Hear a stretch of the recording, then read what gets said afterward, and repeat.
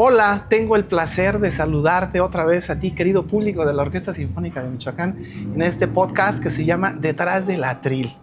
Bueno, primero que nada, queremos invitarles a que se suscriban al canal. Hay cosas bien interesantes sobre el mundo de la música aquí en Morelia que no se pueden perder. Y bueno, eso como primera instancia. Y como segunda, quiero agradecer al Café del Teatro Campo que nos abre sus puertas para poder llevar a cabo este podcast de manera exitosa. Bueno, una vez dicho esto, quiero decirles que tenemos un invitado muy especial el día de hoy. Siempre son invitados especiales, ¿verdad? Hoy no es la excepción, pero hoy tiene que ver exclusivamente con el movimiento de ópera.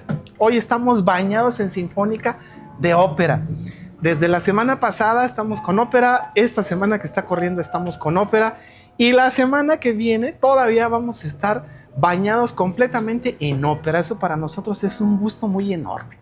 Y bueno, pues uno de los personajes más importantes en la actualidad dentro de la ópera y del bel canto, pues sin duda alguna es, lo voy a decir como mi amigo, ¿no?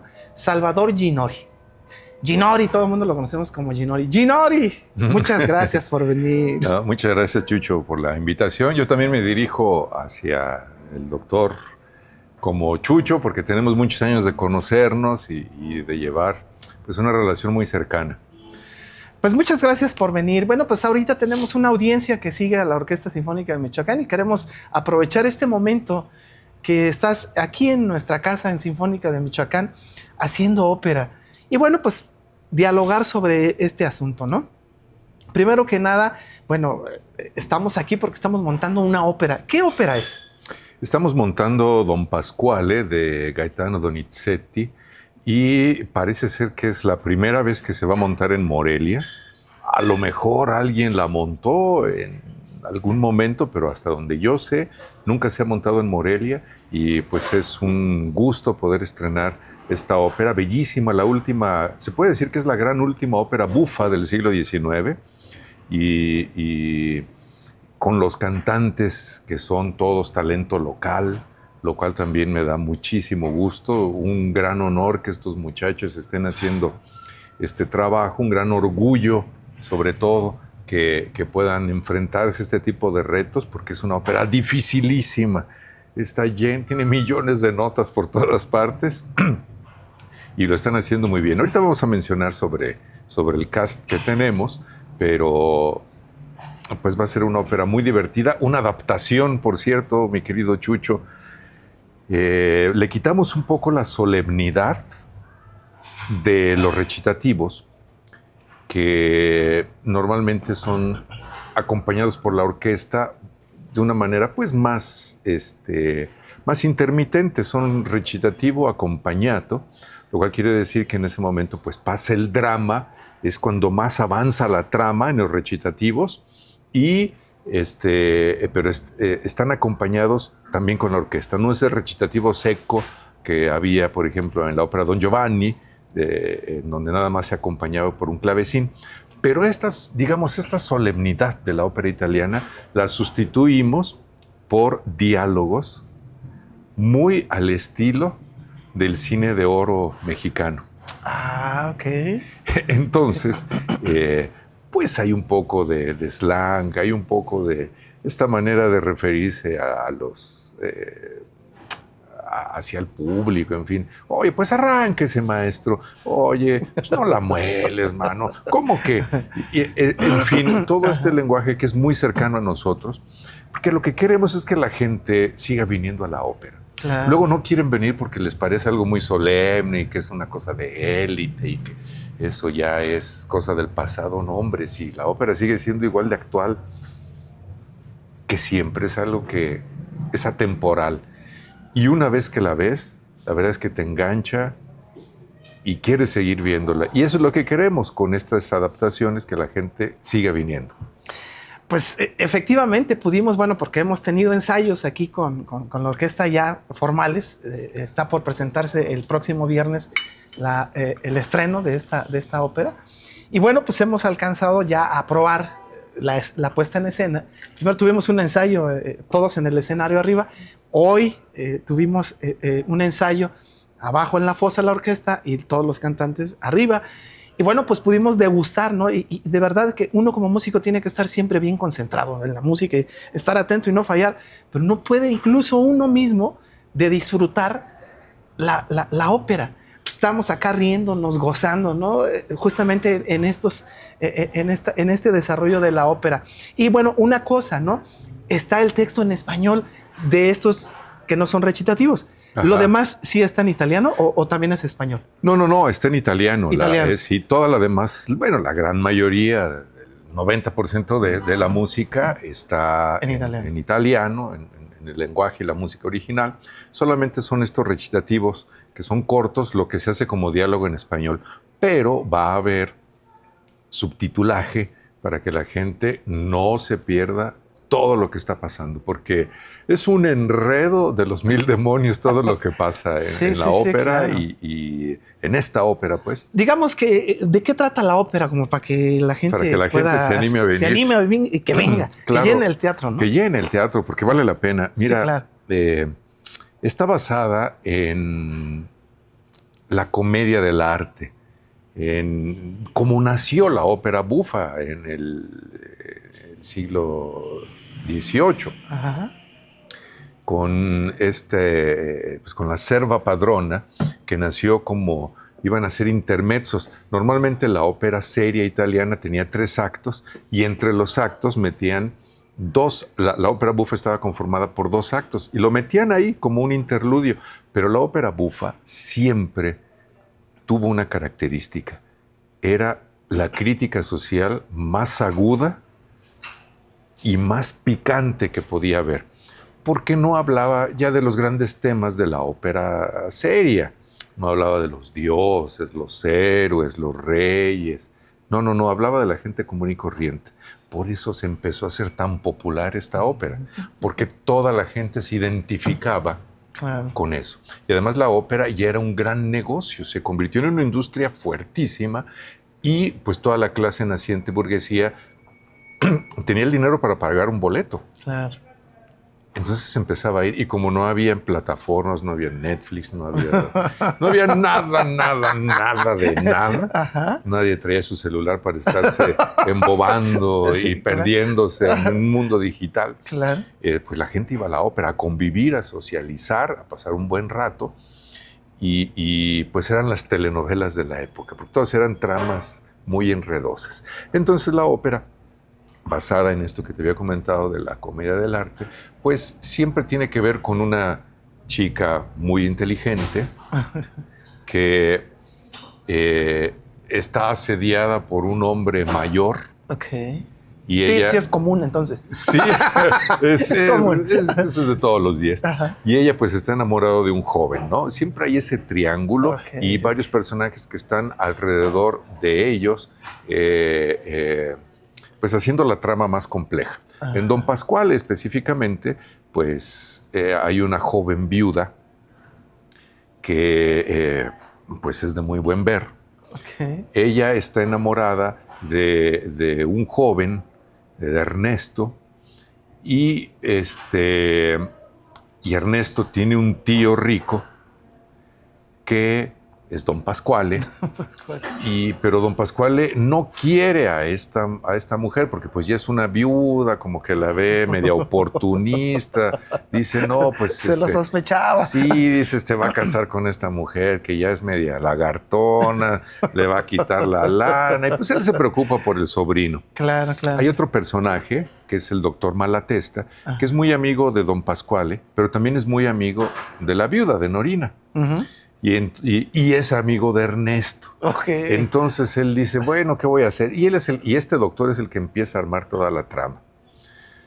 Como Ernesto no se quiere casar con una muchacha que le había llevado su tío, para que le dije, mira, te voy a llevar a una muchacha rica, de buena familia, para que te cases. El otro está embobado con Norina. Ajá. Entonces le dice, ¿no te quieres casar con la mujer que yo te tengo? Entonces el que se va a casar soy yo y no te voy a dar ni un quinto. Hijo de la canción. Y bueno, pues entonces el doctor se pone de acuerdo con Norina y le dice, mira, Don Pasquale está aferrado a que se va a casar. Vamos a hacer una cosa. Él sabe que yo tengo una hermana en el convento. Tú te vas a hacer pasar por mi hermana monja para casarte con él. O sea, es un enredo por todos lados. Es un enredo. Le dice, don Pascual, está bien, se quiere casar. Yo le presento a mi hermana, está en un convento. Y pues no era la hermana, era Norina y ella, no hombre, pues es la peor de todas las historias de las óperas cómicas, es la más víbora de todas. Ok. Y entonces pues se hace pasar por la hermana del doctor para que don Ernesto se case y le dice, mira, hacemos un casorio de chocolate. Ok. Cuando te cases tú, le haces pasar la peor de las pesadillas una vez que estés casada. Y cuando ya esté harto, lo convencemos de que se divorcie y te deje casar con Ernesto.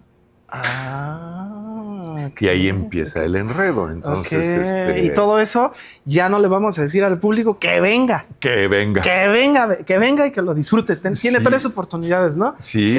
¿Qué fechas y qué hora? A las 19 horas todas las funciones. Son el día... ¿Lunes? Este viernes que viene, que es viernes. El 17 de el estreno, 17 de junio, el estreno, el 2026. Ajá. El día 22, lunes 22.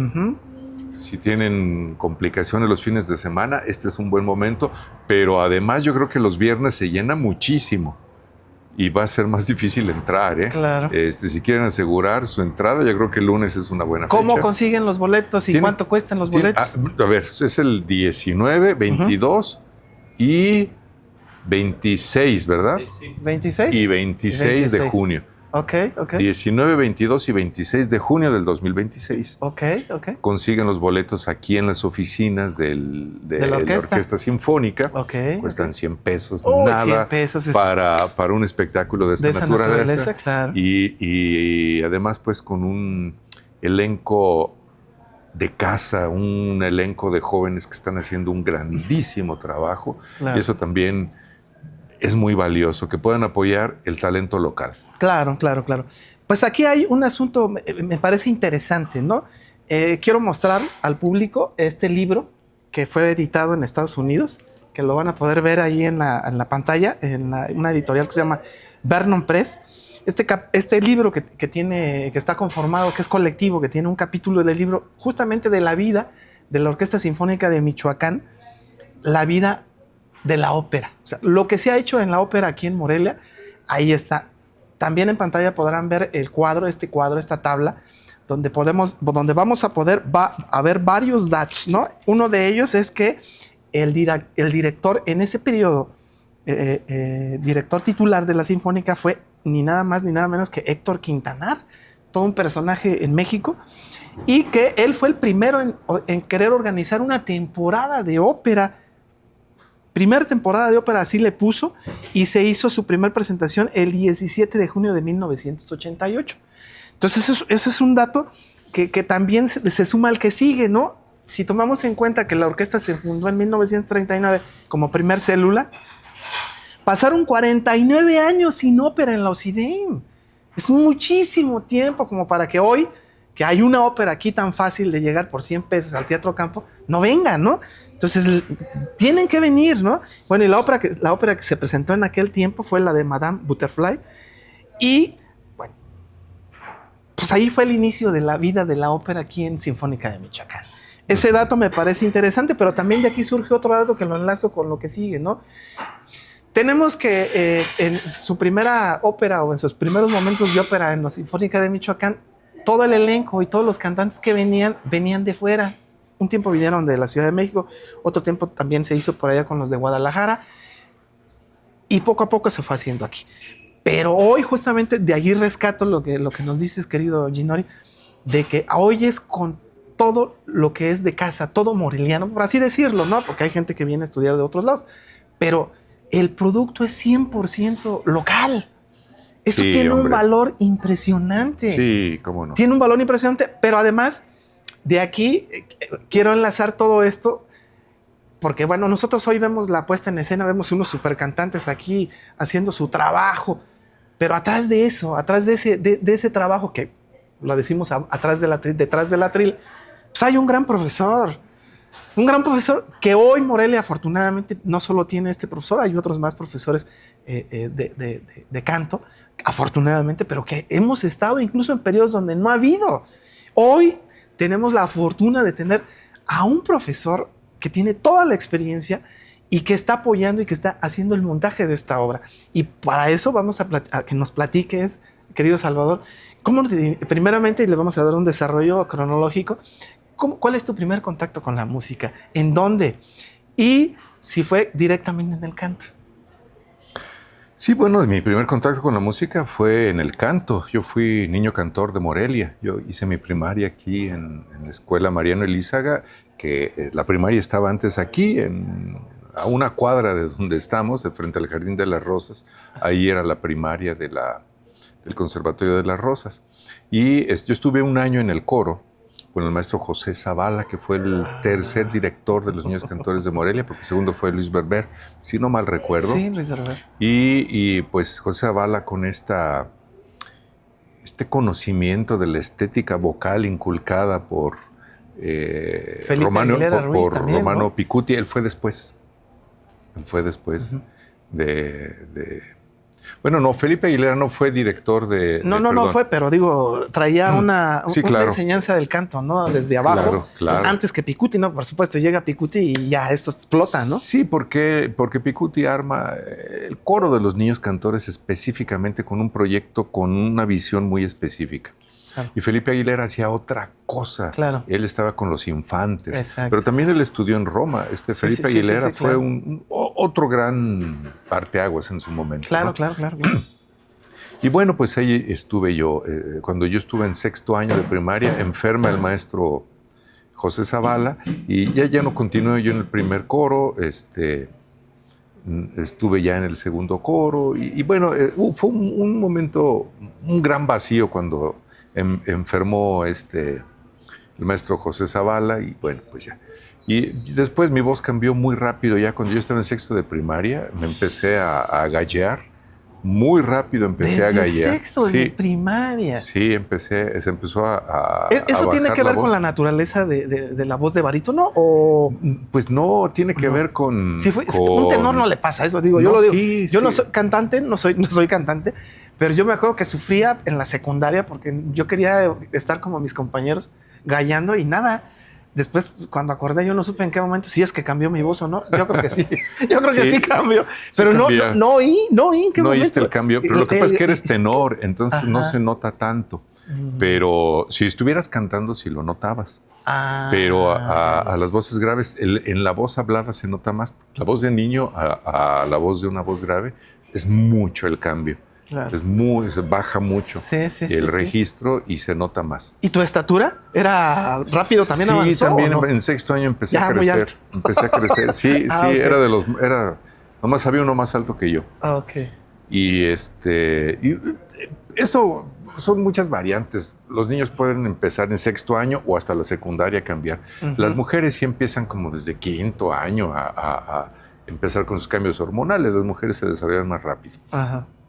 Y bueno, pues entonces yo dejé de cantar mucho tiempo, no podía de hecho porque casi toda la música popular está pensada para voces agudas y pues yo me la pasaba galleando, no podía sostenerlo porque pues no podía. Y yo tuve ahí una etapa de frustración entre secundaria y prepa muy grande.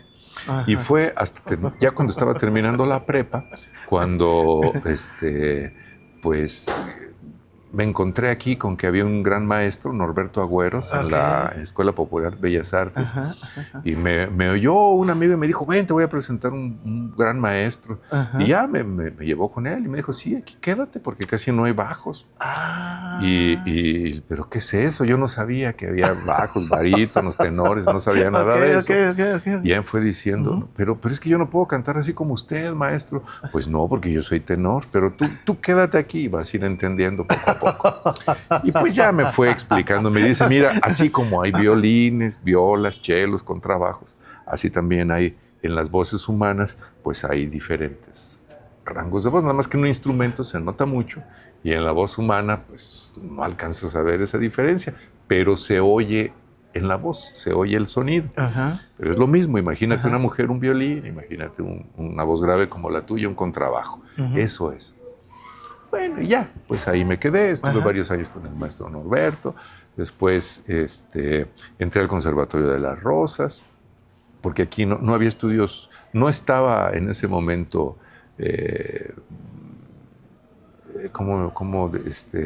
formalizados los estudios musicales. Me fui al Conservatorio de las Rosas, estudié un par de años con la maestra Lupita Góngora, después llegó un maestro cubano, un gran barítono, maestro Hugo Barreiro.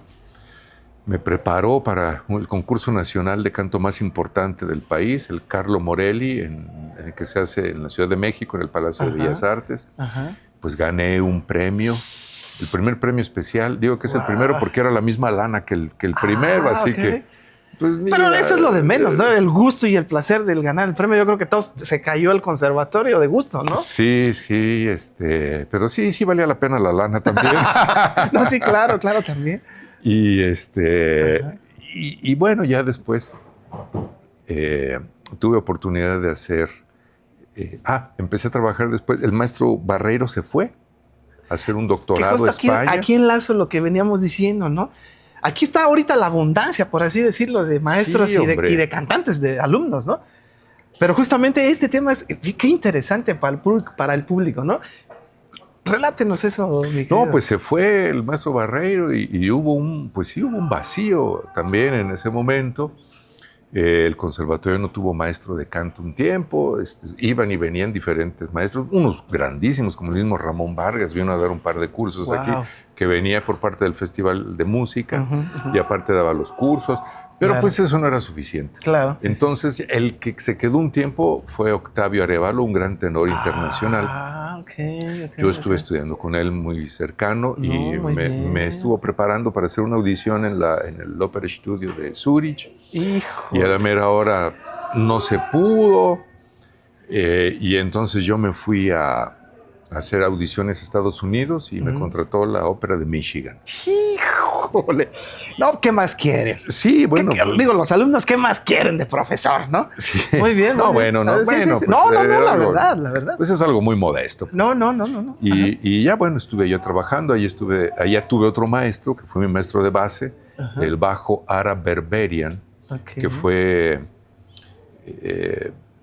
estuvo como 25 años en el Metropolitan. Tenía una grandísima experiencia. El señor es como muy de casa de Detroit y bueno, yo estuve trabajando con él.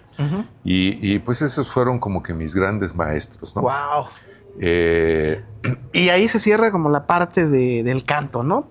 Digamos, de educación. Sí, bueno, también, pero también estuve participando mucho con la Universidad de Austin, con Roberto de Simone, que ya murió también.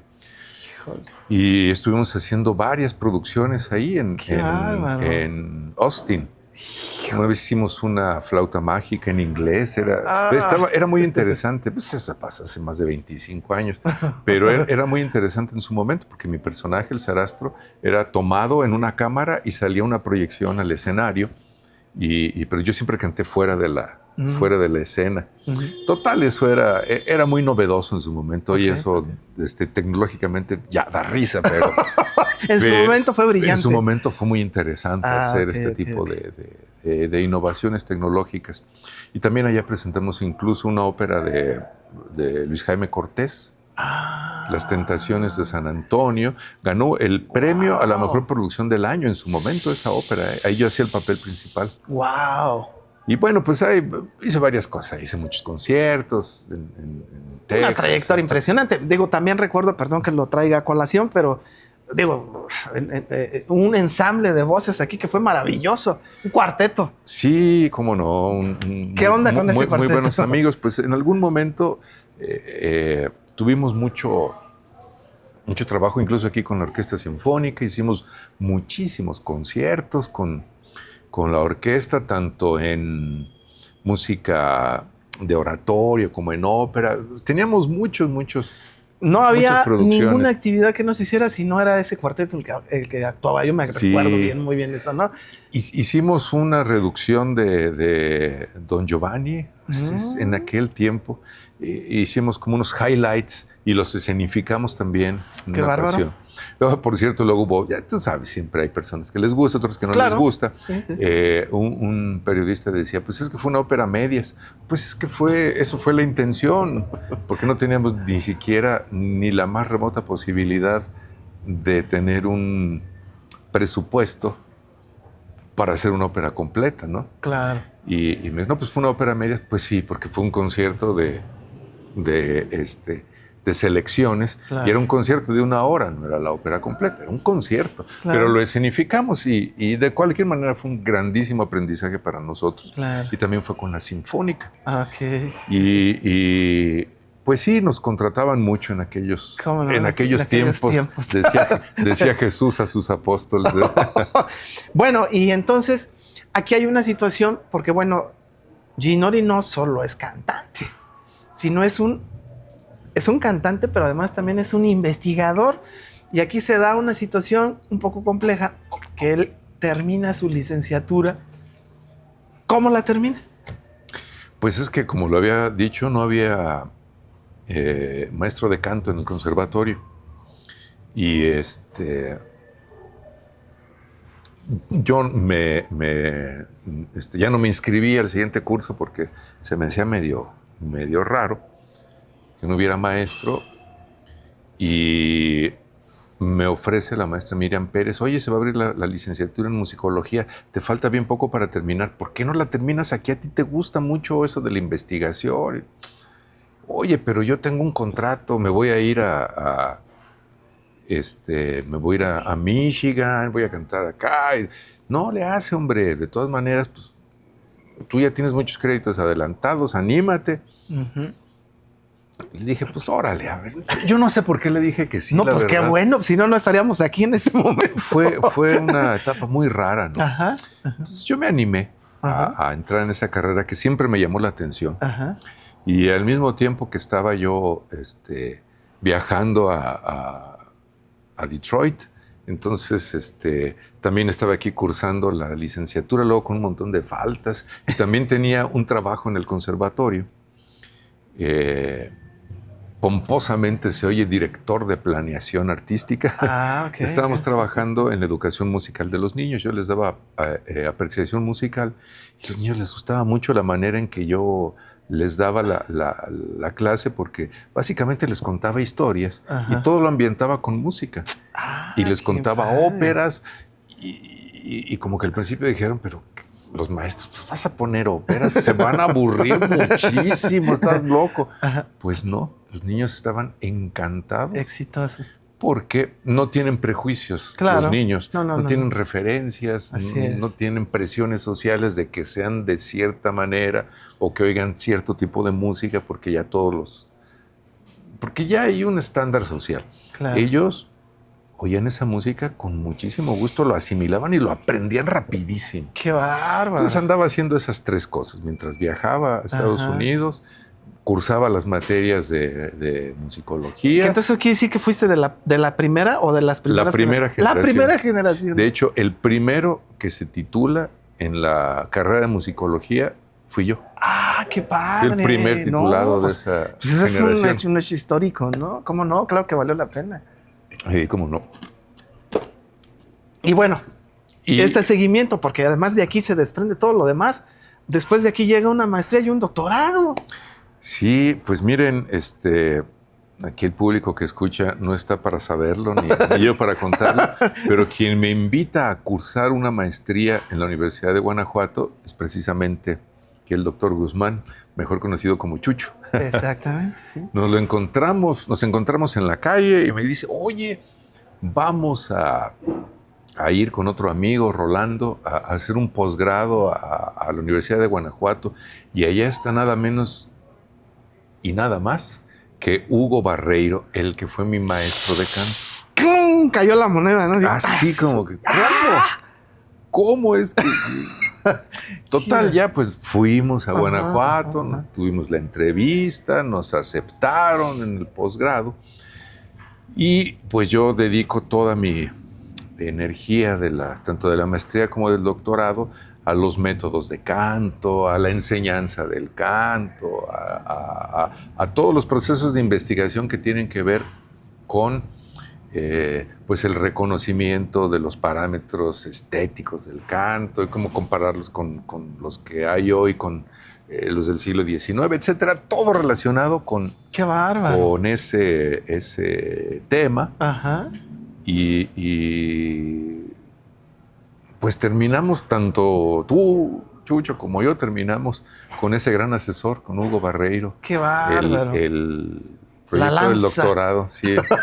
Era una El lanza. lince. Sí, el caballo, decía él mismo, ¿no? Eres un caballo. Sí, decía. no, pues muy bien. Pues es fantástico porque justamente todo este recorrer académico es el que lleva a que Morelia ahorita cuente con un profesor en la Universidad Michoacana de esta calidad.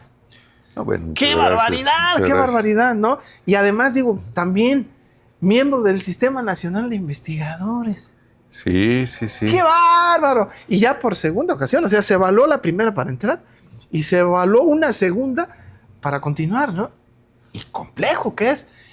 Pues yo creo que los muchachos no pueden tener mejor suerte, incluso mejor suerte que la tuya misma, cuando no hombre, tuviste maestro, ¿no? No. Aquí lo tienen todo a la mano, Tienen ¿no? todo. Todo a la mano y de altísima calidad. No, y tienen la posibilidad, como ahora, de poder trabajar con una orquesta, de tener ensayos larguísimos, de una preparación muy concienzuda, con mucho tiempo, de tener un pianista repetidor que se puede estar realmente desarrollando el músculo para poder cantar. Claro. Porque pues es una actividad muscular completamente. Claro, ya tienen su entrenamiento auditivo, ya desarrollaron pues el entendimiento del lenguaje musical, Claro. pero pues falta la parte muscular para desarrollar una voz apta para el teatro. Claro. Como los instrumentistas lo desarrollan con su instrumento, ¿no? Claro. Los pianistas, los chelistas, pues es trabajo de muchas horas de todos los días. Hablando de trabajo y de muchas horas y ya centrándonos otra vez en la ópera, Don Pascual, para que sepa el público, ¿no? Porque bueno, aquí ya va a venir, se va a sentar bien cómodo y va a ver su función de hora y fracción, casi 2 horas, ¿no? Uh-huh. Pero, ¿cuánto trabajo hay atrás de todo esto? No, bueno, pues en primera, casi todos ya tienen, hay varios que están en el último año. Uh-huh. Una de las chicas está dos están en el penúltimo año de la carrera. Uh-huh. Una está en el último año de la carrera. Hay 2 que ya terminaron la carrera. Fantástico. O sea, hay una mezcla de comunión, ¿no? Sí, pero estamos hablando de que para poder llegar a cantar una ópera de esta naturaleza, pues por lo menos se necesitan pues, unos 7 años de trabajo, unos 7 años de entrenamiento, claro, para poder cantar una ópera así, papeles de esta naturaleza, ¿no? ¡Caramba! Los del coro son chicos que van empezando, uh-huh, pero así se empieza. Claro.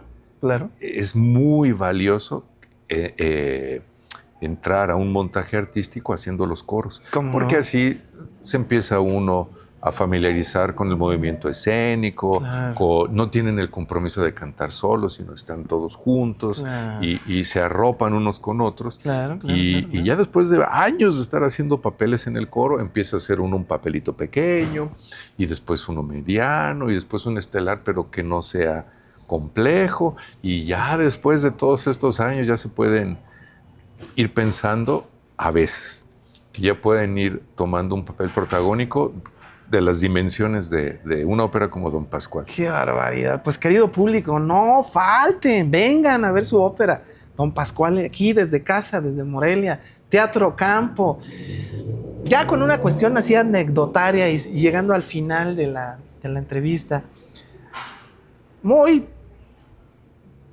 X, por así decirlo, pero ¿qué ha sido ser barítono en la vida normal, cotidiana de Ginori? Porque yo me acuerdo que siempre que habla, siempre sorprende en donde quiera que está. ¿Qué pasa? Si pasa algo, no pasa nada. Digo, no cantando, ¿no? Pero hablando, no pasa nada. Pero mira, es que es muy curioso. Ajá. En México, por razones que realmente no son muy claras, la mayor parte de las voces de varones son de tenor. Puede ser un poco por el clima, dicen mucho eso. Ajá. Puede ser por la mezcla de indígenas con europeos. Aquí todos somos café con leche, ¿no? La gran mayoría, pues, somos mestizos, pues. Sí, por supuesto. Y esa mezcla hace que la voz de los mexicanos y también la manera en cómo hablamos nuestro español. Claro. Porque lo hablamos de una manera muy diferente a como se habla en Colombia, como se habla en Cuba, como se habla en España. Claro. Y esa manera muy cálida de hablar hace que las voces sean muy dulces. Oh. Mira, tengo una historia. Llegué a España y me pasó hace muchos, muchos años también. Llego a España y veo que todos se sirven un vasito de cerveza. Las cañas famosas, ¿no? Y estoy en el bar. Estoy hablando como del 2000, hace más de 25 años. Y todo el mundo fumaba, pero como chacuaco, mano. Hasta en el aeropuerto fumaba la gente. Y todo, en los bares todo el mundo lo tiraba al piso. Entonces entraba así, era una alfombra de colilla. Entré así, me quería tomar una cerveza por el calor que había. Y le digo a uno de los meseros que estaba en la barra, se me acerca y me dice, ¿qué quieres? Se me hizo medio rudo la manera en cómo se dirigió a mí, ¿no? Pero pues era normal, ¿no? Era normal, ¿no? Nosotros aquí en México llegamos, buenas tardes. ¿En qué le puedo servir? ¿En qué le podemos servir? ¿No? Sí, claro. Y me dijo el español, ¿qué quieres? Ay, joder. Y le digo yo, oye, pues, mira, tráeme una cervecita, así, mira, como el vaso de ellos. Así, ¿cómo le dicen aquí? Pues un vasito. Y se me quedó viendo. Oye, que ven a atender que no le entiendo nada.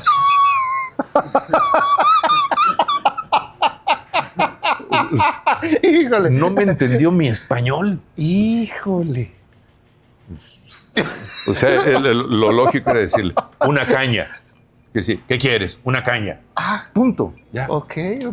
Yo le di una vuelta y así hablándole con la dulzura que hablamos. Bueno, eso tiene que ver con la formación de los órganos vocales en México.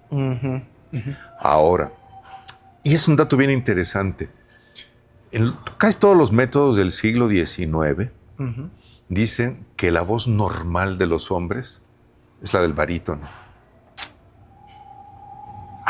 Caramba. Pero yo sí lo veo.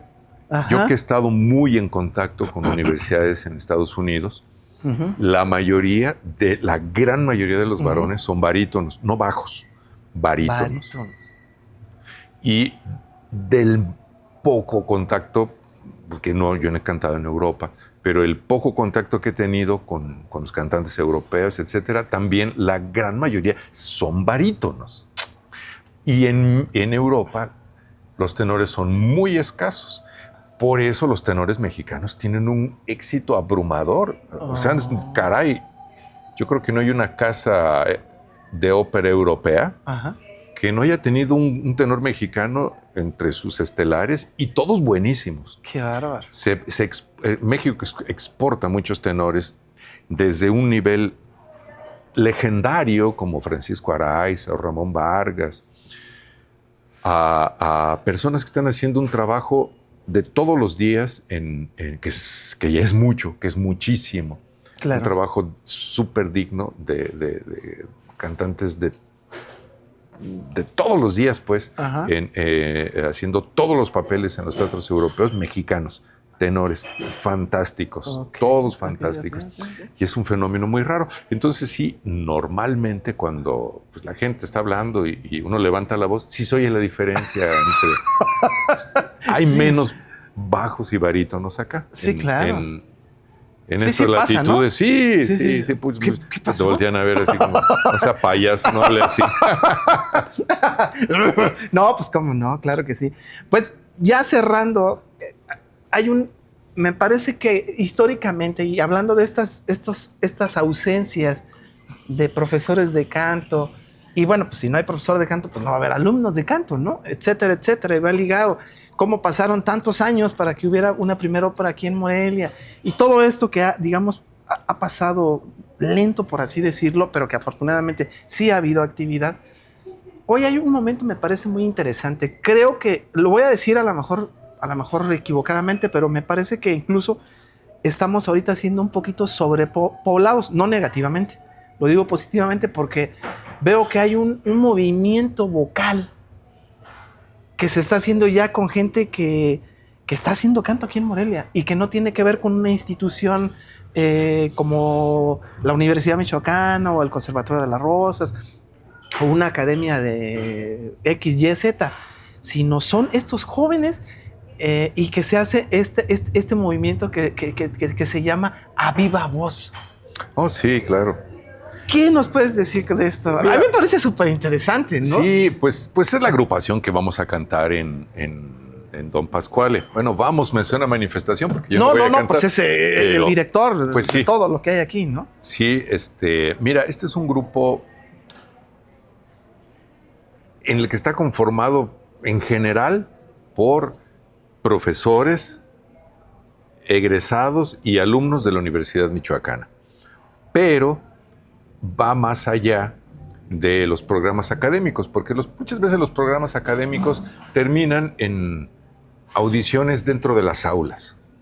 Y ahí se acaba el compromiso con una institución educativa. Tú terminas tu programa educativo y cantas dentro de la institución.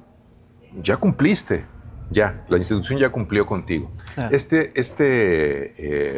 agrupación es pues independiente de los programas académicos. Es decir, lo que se está buscando con esta agrupación, que también recibe la participación de cantantes que no son de la universidad, es decir, está abierta al público. A los cantantes. Los cantantes necesarios, claro, para poder hacer las óperas que vamos a presentar. Fantástico. Pero ya es, digamos, como es un laboratorio en donde ya se pretende profesionalizar a los cantantes, que todo lo que aprenden en un aula lo pueden llevar a cabo ya en una actividad profesional y semiprofesional. Claro. Porque se necesita, el escenario es el único lugar en donde realmente te vas a formar. Yo te puedo decir que mi última formación como cantante, la que considero la más valiosa, yo la hice en los teatros. No lo hice en el aula. No, es un mundo de diferencia. Sí. Jamás se va a comparar estar en una producción llena de cantantes profesionales, con un director internacional que ha estado dirigiendo ópera en todo el mundo, con un director de escena que viene a dirigir Shakespeare en Inglaterra, y que todos ellos estén ayudándote a que hagas un buen papel. Claro. Eso está absolutamente lejano de las escuelas. Claro. Y de todas, Claro. Porque yo estuve trabajando también haciendo cosas con universidades en Estados Unidos, que es primer mundo y que tienen un grandísimo nivel. Claro. Pero esa parte de la vida profesional no se puede tener en una escuela, porque además los cantantes todavía no están preparados para salir. Es decir, un estándar en general, por ejemplo, de universidades en Estados Unidos para poder graduarse son óperas de Mozart. Híjole. Y eso es dificilísimo. Pero estamos hablando de voces que todavía son jóvenes y que necesitan cantar con una orquesta todavía pequeña, que necesitan cantar un repertorio que no les exija una extensión tan grande de la voz. Bueno, hay papeles en Mozart que sí son tremendos, La Reina de la Noche, etcétera, pero en general se requiere gran precisión musical, un entrenamiento musical exageradamente pulcro, pero todavía con una emisión vocal pues muy joven, muy buscando la pureza del sonido sin la necesidad de forzar para poder sobrepasar la orquesta. Claro. Se tienen que cuidar mucho los jóvenes cantantes de ir en esa formación, paulatinamente, ir desarrollando la musculatura de su voz. Claro. Y por eso te digo, lo que se aprende en los teatros no te lo puede dar una escuela de canto en ninguna parte del mundo.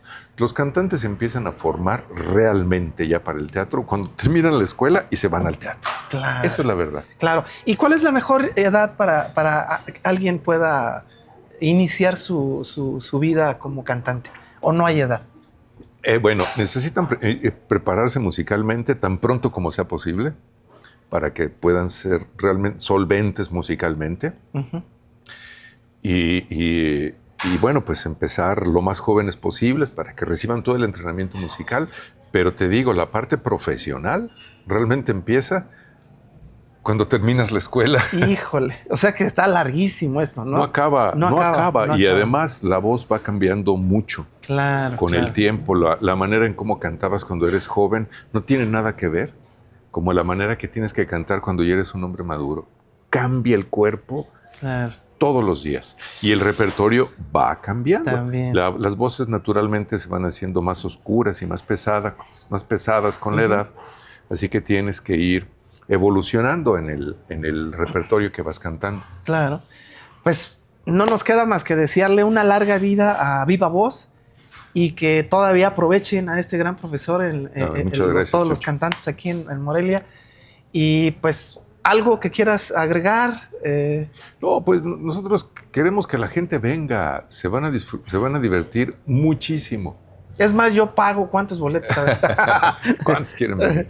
No, pero vale la pena que vengan a oír al talento local. Son personas que se han formado aquí mismo en Morelia, algo que era impensable hace algunos años.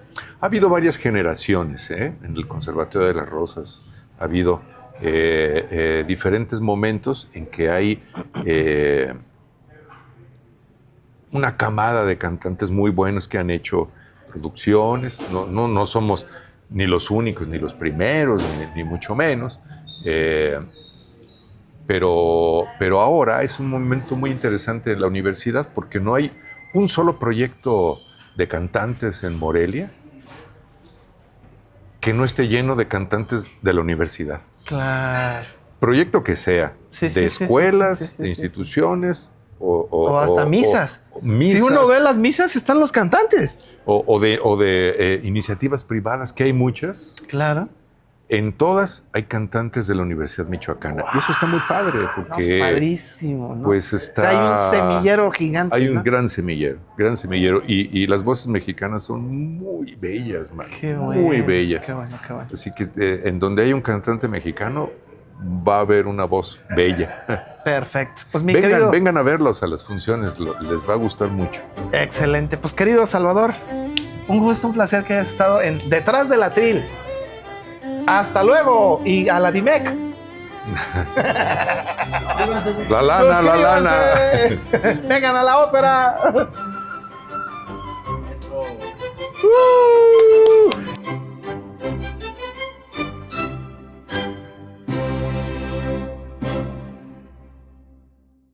Michoacán, cultura viva.